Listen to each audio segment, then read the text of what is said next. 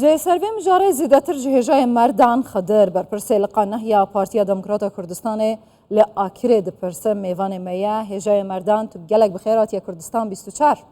آکره جی دورکه قربانیا هبونا پکیکی و هر وها لیدان نافبر ین ارتشا ترکیه خلکی وی ضرر و زیانی و بردیل ددت بزانم به تایبتی پشتی آشکرابونا تاوان بارن بازار هولیر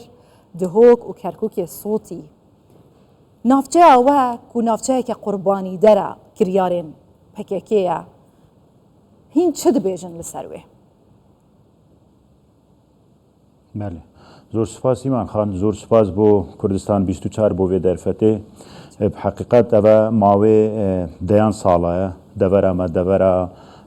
آکره ابتایبت او دورین چیایی کو بشکی و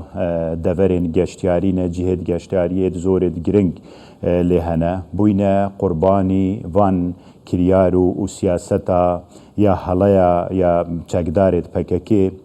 دیسان بویا اگر هنده کو شیم بیجم صدان گندید و دوره ابتایبت دوره نهله و دوره زیباره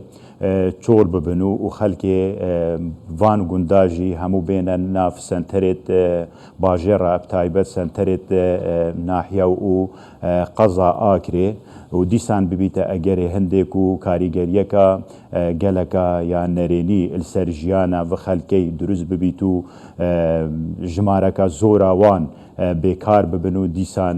مال خو و رز و باغت خو و شیم بیجم جه جیانا خویا روزانه بجه بیلنو و کارگریه السر شیم بیجم هزارها خزاند و دوره دروز بکت همان دم دا شیم بیجم شویه که گشتیجی کاریگریه که زورا یا نرینی السر کرته گشتیاری کریل و دوره چونکو همو خلق زانی کو دوره آکره دوره که گشتیاریه اگر اف سیاست چوتا پککی و چکدارت پککی و هبونا چکدارت پککی نبید تأکیدم یعنی اف دوره جلای گشتیاری و ده زور پیش کویتو دبیته اگر هنده حتی کاریگریه که زورا ارینی السر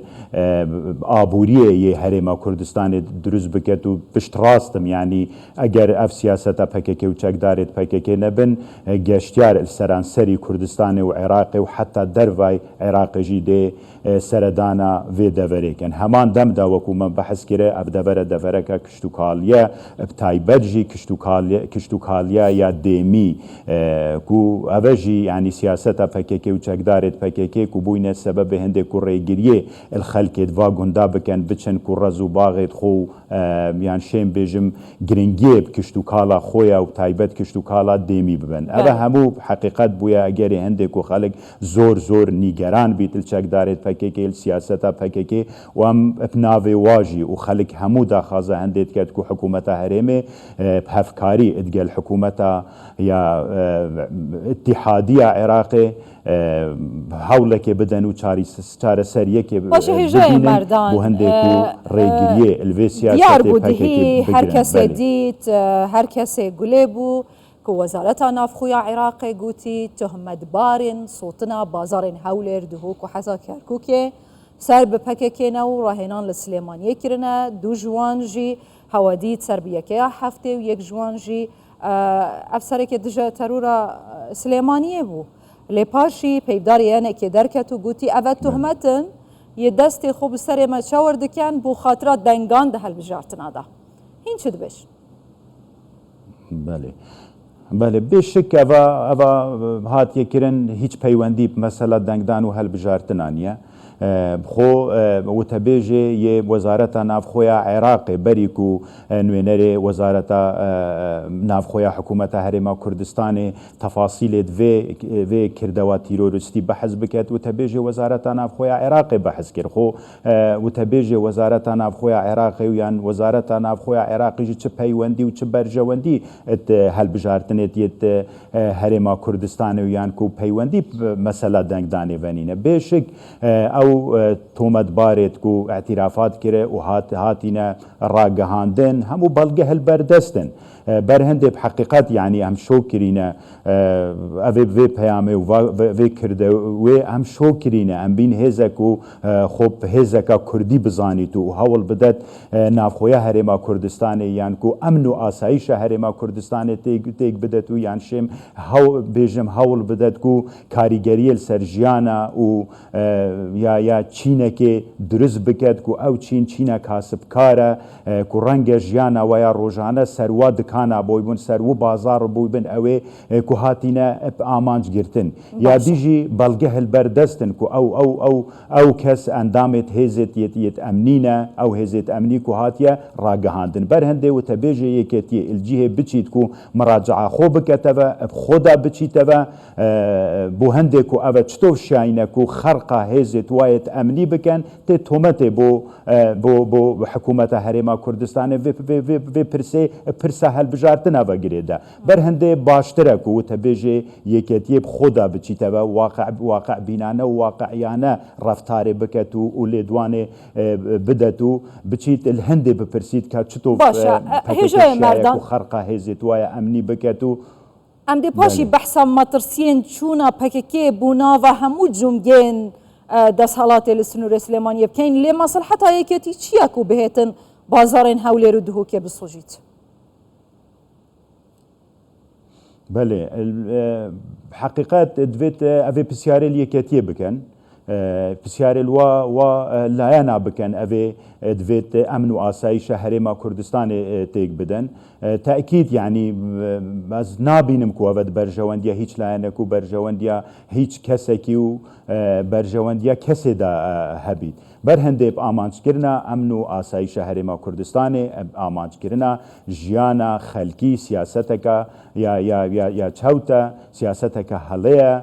برو واجب کویتا قالبه یه تیروره دعوه تأثیر سر هل بجارتنا کت یعنی اوری کفتنه که جوری ادناف برا پارتی و یکیتی هی بو انجام دانه هل بجارتنان هی واده هی افصاله بکرتی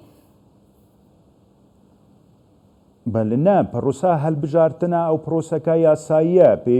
يعني علاقه به هیچ اتفاقه که ونینه نابین پارتی و یکیتی و پروسه کا یاساییه و پیوندی سروکاتی هرما کردستان و کمیسیون بالای هل بجارتنیت عراق و هي وکو د صلات سروکاتی هرما کردستان و سروک هرمه مرسومه که روزه هل بجارتنا دیار کریه و حکومت هرما کردستان جی استعداد خود در بریکو همو پیتویت هل بجارتنا دابین بکتو و کمیسیونی باشه هجای مردان بکرتی هفکار ندبیجن دم کیما بکرتیش کرما خو يعني بوي اجندای و بوي هزه چونا پکیکی بونا و همو جمگین هزو دست حالات دناف ینه کیدا و ام باندورایا نرینی جید بینین جگرتنا بالا فرخانه و جه هرش ناف بر بو سرویس سنوری تایبەت یەکێتی یەک ji hêzên sereke partiyeke bihêz e li kêleka Partiya Demokrata Kurdistanê vê welatî birêvet ben dê çi bandora xwe li ser emn û asayişa herêma Kurdistanê biket siba rojeke dîr yan nêzik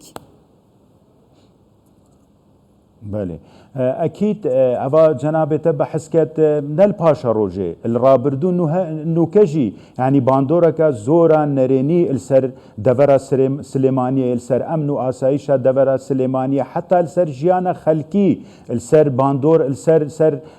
زوروي بوارد جيان درسكرينه بو نمونه اف شيم بيجم اف حصاره السر فروکخانه سلیمانی هیجلای دولت ترکیه او مسترین گروه مسترین بلگه کو او سیاست یان کو خرق کرنا دزگهت امنی و شیم بیجم چونا پککی بوناف همو جمکتیت و دوره کاریگریه که زورا سلبی درست کریه اکید جی الدهاتی اگر هزت یت اوت شیم بیجم دست حالات و دوره اگر رگیری الوینکن یان کو خدا نچنه تأکیدم ده کاریگری یک زور خرابتر هبیتو وضع و دورت شیم بیجم اتمترسیه دایا رنگ الدهاتی هر وقت ابروجی مدیتی کو کردوای کادی هبیت برهند دیماهی بیجم جه آکره گلک سپاس بوده هجای مردان ببورن